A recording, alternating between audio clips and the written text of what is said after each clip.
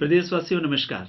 जैसा कि आप सब जानते हैं कि आगामी 17, 19 व 21 जनवरी को प्रदेश में पंचायती राज चुनाव होने जा रहे हैं और अगले 5 वर्षों तक हमारे द्वारा चुने गए ये प्रतिनिधि ही हमारे घर, गांव व पंचायत की दशा और दिशा को तय करने वाले हैं। इसलिए चुनाव हम सभी के लिए बहुत महत्वपूर्ण है। पिछले 13 वर्षों से सक्रिय राजनीति में हूं और इन 13 वर्षों में हिमाचल के लगभग हर कोने से लोगों और पंचायत प्रतिनिधियों से मिलने का अवसर प्राप्त हुआ है और इस दौरान पंचायतों को लेकर जो भी अनुभव हुए हैं उन सभी अनुभवों को मैं आज आप लोगों के साथ साझा करना चाहता हूं। इन्हीं अनुभवों के आधार पर मैं कह सकता हूं कि बहुत कम पंचायतें ऐसी होंगी जहां लोग विकास और पंच प्रतिनिधियों के कार्यों से पूरी तरह से संतुष्ट होंगे।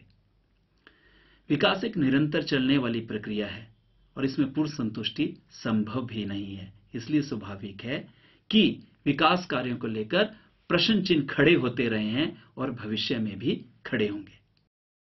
परंतु यह भी कड़वा सत्य है कि बहुत से पंचायत प्रतिनिधि ऐसे भी चुन लिए जाते हैं जो अपने पंच या सरपंच होने का महत्व ही नहीं समझ पाते हैं और उनकी अकर्मण्यता और गलतियों की वजह से पंचायत विकास की दौड़ से अक्सर पिछड़ जाती है।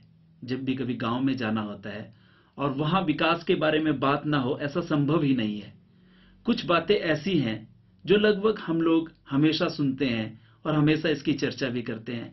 जैसे हमारे गांव में विकास बिल्कुल ही नहीं हुआ।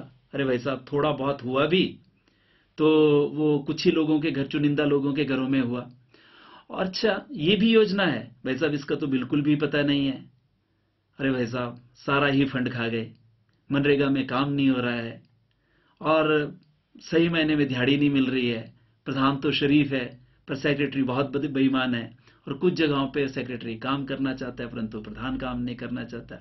ये कुछ ऐसे प्रश्न है जो हम लोग रोजाना, मैं, आप सब लोग कहीं ना कहीं इन प्रश्नों से रूबरू होते हैं। परंतु जब ये शिकायतें आती हैं ये तब मन करता है कि मैं भी प्रश्न करूं, मैं भी पूछूं कि किसने कहा था कि आप इन लोगों को चुने?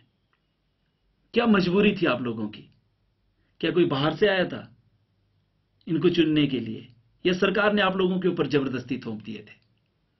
ये कुछ भी नहीं था, ये हम ही लोगों ने चुने थे, ये हमारे द्वारा ही चुने गए थे। उस समय तो छोटे छोटे लालचों में, छोटी छोटी कंसीडरेशन में फंसकर हम लोगों ने ये भी नहीं सोचा कि इनमें से कौन योग्य है और कौन योग्य नहीं है।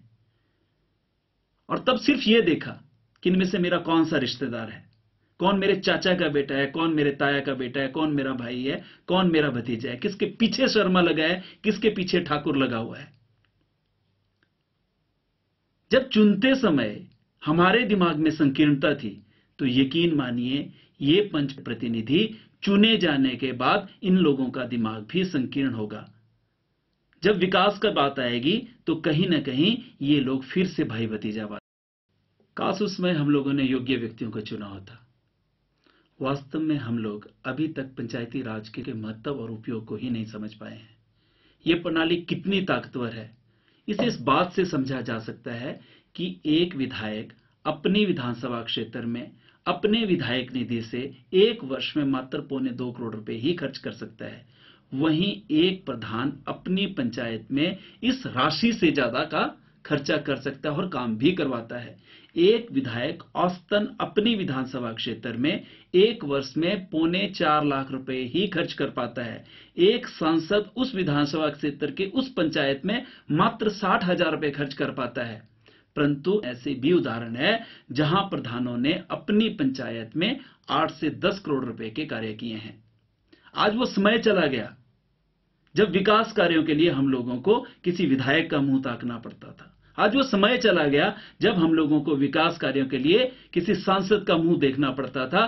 14वें वित्त आयोग की सिफारिशों से अब पंचायतों में विकास की धन के लिए कोई कमी नहीं और 15वें वित्त आयोग में तो 5 वर्षों में हिमाचल प्रदेश को ग्रामीण विकास के लिए लगभग 50,000 करोड़ रुपए मिलेंगे। आज पंचायतें क्या नहीं कर सकती? सड़कें, रास्ते, कलवर्ट, भवन, गलियों में रोशनी, खेल के मैदान, पेयजल योजनाएं, पुस्तकालय, आंगनवाड़ी जैसे अनेकों कार्य हैं जो ग्राम पंचायत अपने स्तर पर करवा सकती है और इसके लिए उसे किसी सांसद या विधायक की आवश्यकता नहीं है। आज एक पंचायत प्रधान एक सांसद एक विधायक से ज्यादा विकास कार्य अपनी पंचायत में करवा सकता है, पर यह तभी संभव है जब पंचायत प्रधान, उप प्रधान और वार्ड मेंबर योग्य व्यक्ति हो। भले ही सरकार ने आज पंच प्रतिनिधियों के लिए शैक्षणिक योग्यताएं नहीं रखी हैं, पर कंप्यूटर के इस युग में पंचायत प्रधान को कम से कम इतना योग्य तो होना होगा कि वो नए भारत के साथ कदम से कदम मिलाकर चल सके। उसे इतना योग्य तो होना ही होगा कि सरकारी योजनाओं को पढ़ समझकर उनका लाभ गांव के अंतिम व्यक्ति तक पहुंचा सके। उसे इतना योग्य तो होना ही पड़ेगा कि सरकारी कर्मचारी और अधिकारी उसे गुमराह न कर सके। दोस्तों, आज हमें ऐसे प्रतिनिधियों की आवश्यकता है जो सिर्फ पोस्टरों में ही कर्मठ, जुझारू और ईमानदार ना दिखे, बल्कि व्यवहारिकता में भी ऐसे ही हों।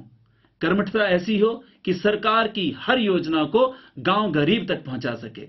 जुझारूपन ऐसा कि कर्मचारी अधिकारी भी तारीफ करें, और ईमानदार ऐसी कि दूसरे व्यक्ति भी उसकी ईमानदारी का उदाहरण दे। दोस्तों, आपको लगता है कि आप में परिवर्तन लाने की क्षमता है और जज्बा है, तो पंचायत चुनाव आपका इंतजार कर रहे हैं। पर अगर कोई और व्यक्ति है जिसमें लगभग सभी गुण है एक अच्छे प्रतिनिधि होने का, और सिर्फ हार या किसी अन्य कारण से वो चुनाव नहीं लड़ रहा है, तो ये हमारा आपका फर्ज बनता है कि ऐसे लोगों को न केवल चुनाव लड़वाएं, बल्कि उन लोगों को जीतने के लिए भी मदद करें। यह चुनाव आगामी 5 वर्षों के लिए हमारे भविष्य को तय करेंगे। यह चुनाव तय करेंगे कि हमारा घर, हमारा गांव या फिर हमारी पंचायत कैसी हो। इसलिए ये चुनाव केवल मात्र पंच प्रतिनिधियों को चुनने का चुनाव नहीं है, बल्कि ये चुनाव हमारे भविष्य का चुनाव है।